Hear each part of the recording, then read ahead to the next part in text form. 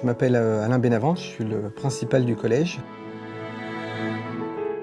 Le projet Inventaire de solutions nous a semblé effectivement très intéressant parce qu'il y a une évolution très forte des métiers, une évolution qui est due au numérique. Ce projet avec Cisco s'inscrit dans notre politique d'ouverture, à la fois sur le culturel, mais aussi sur le monde de l'entreprise. Il nous faut absolument anticiper leur formation de façon à ce que leurs compétences soient en adéquation avec les besoins des entreprises. Donc on va travailler en fait sur un projet qui va reprendre une réflexion sur comment on peut résoudre tous ensemble des problèmes mondiaux. Je vous présente le premier épisode qui permet d'introduire le projet et on en discute après.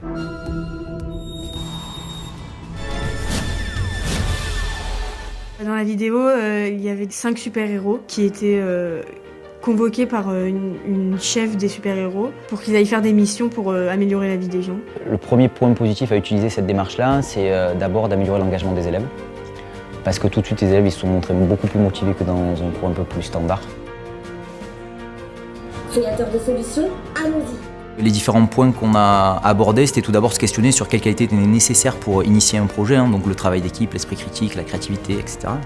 Et puis la deuxième partie, c'était, alors maintenant que vous avez compris quelles étaient les qualités nécessaires, comment est-ce que vous allez pouvoir développer une solution à un problème que vous aurez initialement posé. Donc il y a tout un tas de problématiques qui sont ressorties, environnementales, sur la pauvreté, etc., etc.